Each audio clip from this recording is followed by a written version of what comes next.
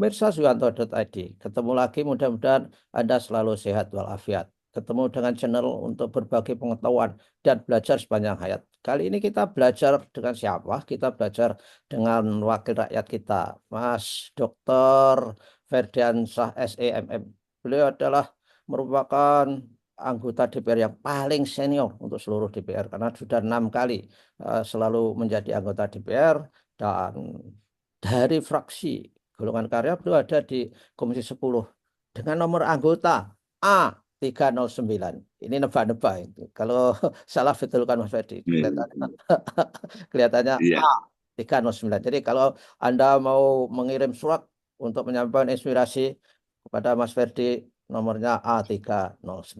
Nah, jangan lupa klik subscribe supaya Anda selalu mendapatkan rekaman video atau video-video lain dari Suyanto.id dan video dari Mas Ferdi ini. Kalau gadget dan video ini berkat editor channel kita, yaitu Mas Heri Teguh Yono, guru SMP Negeri 2 Karanganyar Kabupaten Ngawi. Apa yang kita bicarakan kali ini akan berbicara tentang nasib guru, yaitu tentang terutama guru honorer, guru P3K yang tentu saja akan kita bahas bersama beliau. Assalamualaikum warahmatullahi wabarakatuh, Mas Ferdi. Waalaikumsalam Mas Yanto. Apa Ya, kabarnya nih? Dan kita baik, sehat-sehat selalu baik. ya Mas. Alhamdulillah ya, Mas, baik-baik, Mas. Dan insya Allah semua panjenengan baik beserta keluarga dan staf yang ada di Komisi 10. Gimana, Mas? Soal Amin. 3K ini rame menjadi harapan guru, kadang-kadang membuat cemas dan sebagainya. Gimana, Mas? Harusnya kita memperjuangkan Ya, guru-guru. baik. Kita bicara gini dulu, pemirsa yang kami hormati, pencinta Suyanto.id. Ah, Mudah-mudahan kita bisa memberikan. Jadi saya Ferdiansa menyampaikan dulu, ini bicara waktu itu tahun 2000. eh, Saya baca data dulu Mas ya, jangan nanti oke. kesalahan. Total kebutuhan guru tahun 2022-2023 itu adalah 2.407.784. Hmm, hmm. Nah, dari itu peta kebutuhan gurunya termasuk guru agama. Ini peta kebutuhan guru termasuk guru agama adalah yang untuk ASN, yang aparatur sipil negara, 1.324.118. Kemudian guru non ASN 724.029 dan kekurangan guru adalah 679.279. Hmm, Nah, oke. itu terjadi ketika tahun 2022-2023. Oh, tiga Dari saya masih situ, ada di sana itu.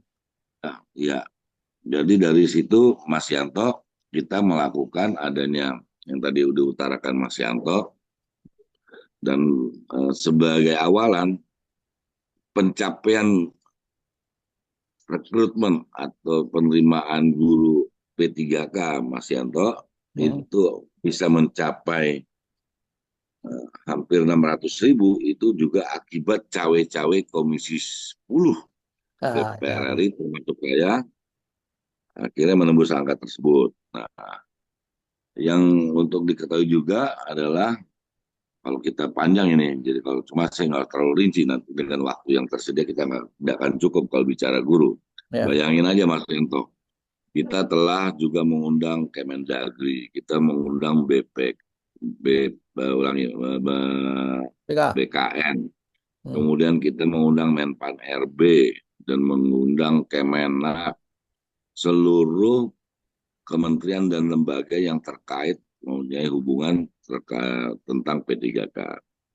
Dari itu sampai 42 kali rapat. Bahkan kita juga membuat panja khusus tentang P3K.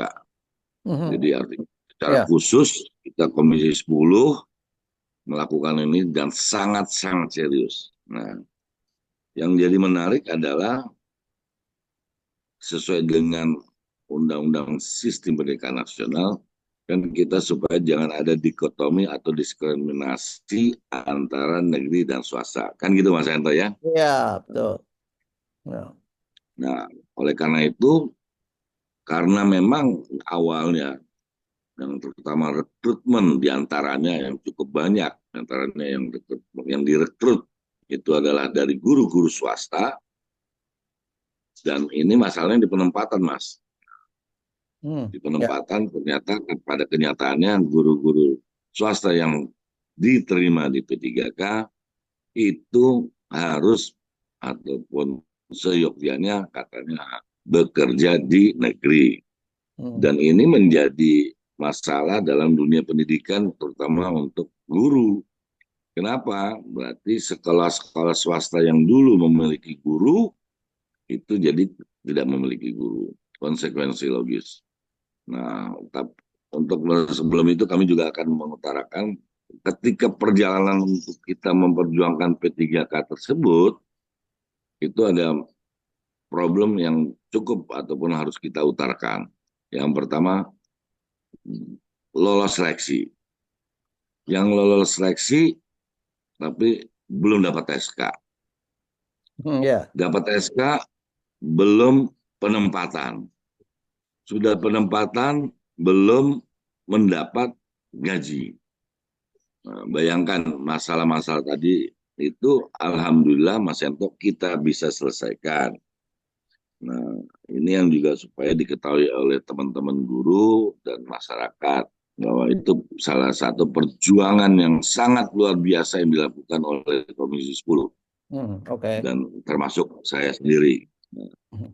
itu gambaran-gambaran umumnya. Jadi angka-angka tersebut memang harus diupdate. Nah, kembali lagi Mas Yanto, sebenarnya masalah ini kan sudah kita bahas pada tahun 2010 dengan dibuatnya panja tenaga honorer. Dari tenaga honorer ini tidak hanya ada di guru, ada di tukang mandiin mayat, di RSUD, ada penjaga rel kereta api, ada perawat, ada penjaga mercusuar, nah, ada juga PNS yang bekerja, ulangi, karyawan yang sudah bekerja puluhan tahun yang ingin jadi PNS. Nah, bayangkan itu sebagai contoh. Nah, oleh karena itu kami juga berdasarkan pengalaman-pengalaman yang lalu ketika panja tahun 2010, ketika masuk pada kasus guru honorer, kami tidak mau berlarut-larut. Kami memerlukan kepastian karena rakyat butuh kepastian. Bahkan yang ironi Mas Yanto, Pak Ferdiansyah nggak apa-apa saya jadi P3K 2028. Tapi pastinya Pak Ferdi nggak apa-apa kami menjadi P3K 2026 waktu itu ya ketika pembahasan. Tapi pastinya jadi rakyat butuh kepastian. Nah, berdasarkan keinginan kepastian tersebut, maka kami gencar melakukan rapat dengan berbagai pihak di luar Kemendikbudristek waktu itu. Dan alhamdulillah angka tersebut tercapai. Dan pada kenyataannya, ini yang juga aneh, Mas Yanto. Hmm. Ya. Nadiem Makarim menyatakan bahwa itu dia akan menyelesaikan ini dalam waktu yang tidak terlalu lama, 1 juta. Tapi kenyataannya sampai sekarang kan belum sampai 1 juta juga Mas Yanto. Hmm. Nah, kita harus update. Nah, saya eh, tidak terlalu mengikuti dalam angka persisnya, tapi nembusnya sekitar 700.000. Artinya masih ada slot 300.000 lagi Mas Yanto. Hmm. Nah, 300.000 ini akan diselesaikan seperti apa? Nanti kita tanyakan pemerintah kembali. Nah, memang ada konsekuensinya, Mas Yanto dan para pemirsa suyanto.id.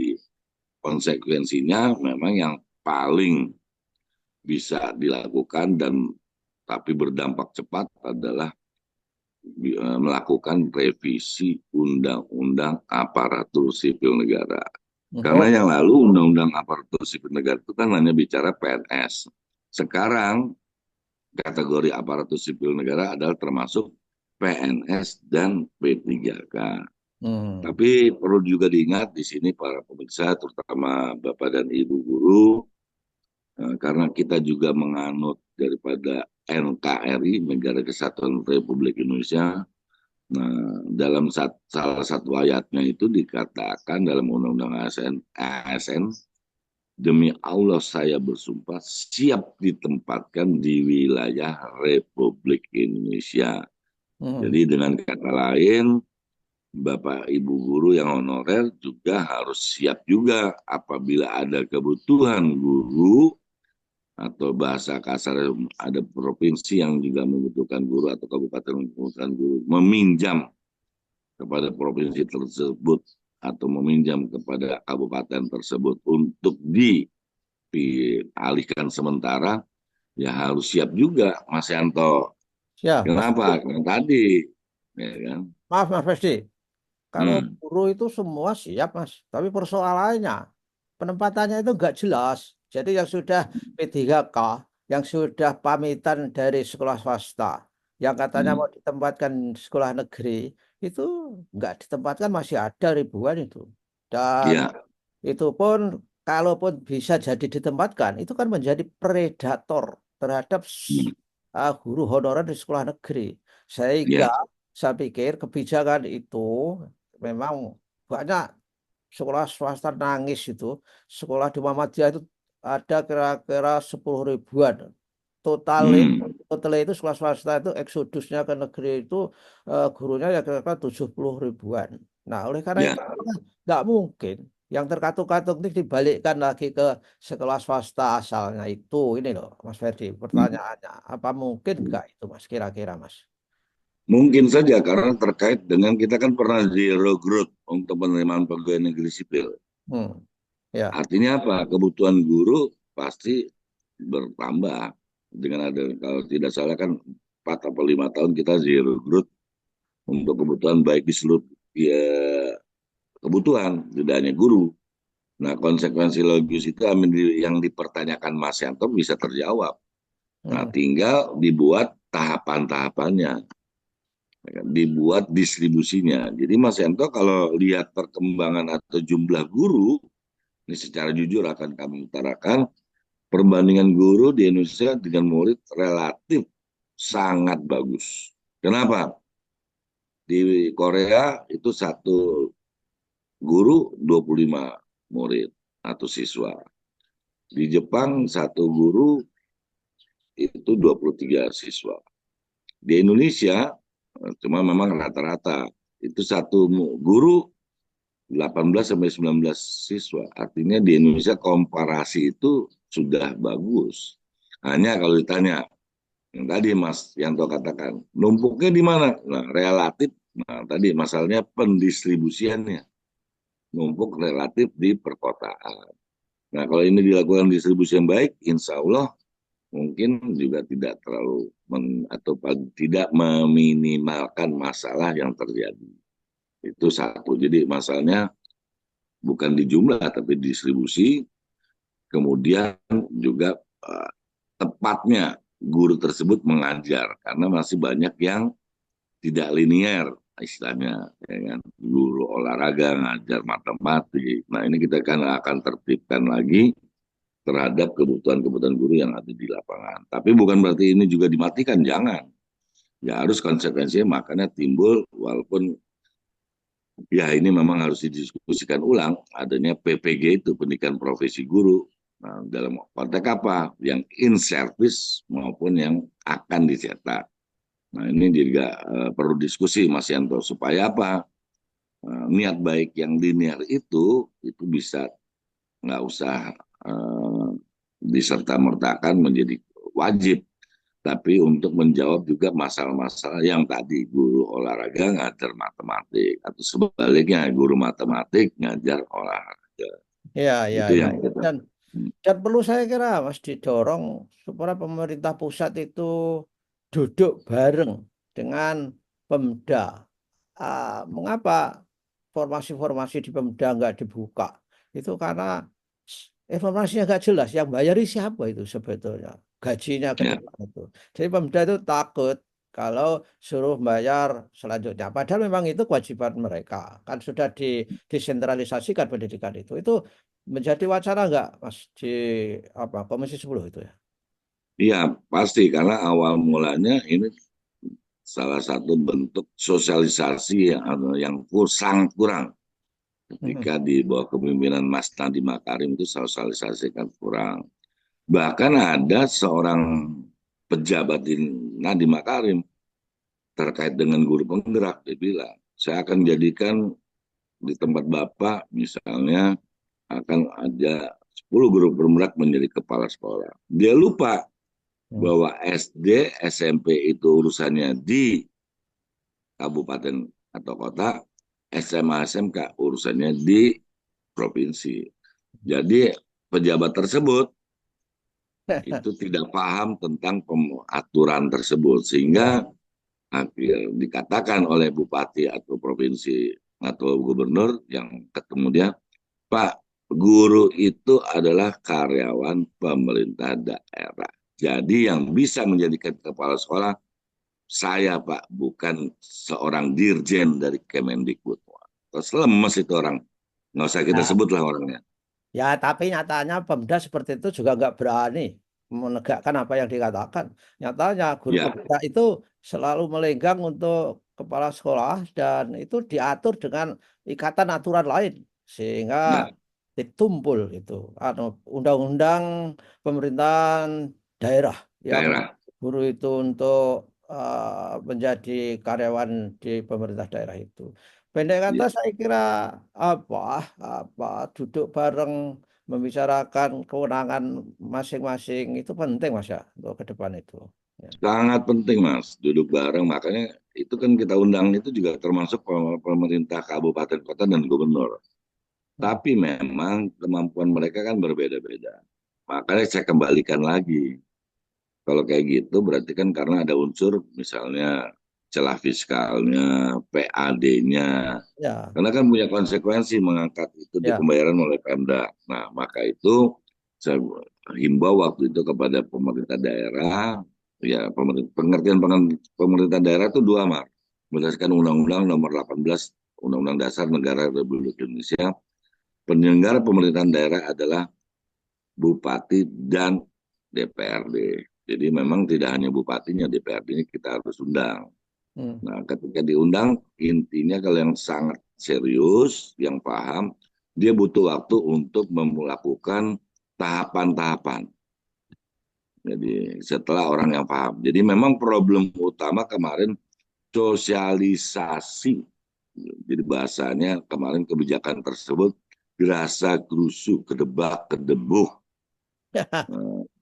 Nah, kira-kira gitu. Artinya setelah cawe-cawe Komisi 10, kemudian juga dorongan Komisi 10 termasuk saya akhirnya tertembuslah beberapa masalah atau terselesaikanlah masalah yang ada di P3K. Nah, tadi saya sangat sepakat. Jadi kalau ditanya berapa langkah selanjutnya, langkah selanjutnya kita akan mengundang kembali Kemendikbud dan seluruh kementerian dan lembaga yang terkait mengenai kebutuhan guru satu, termasuk kesejahteraan gurunya.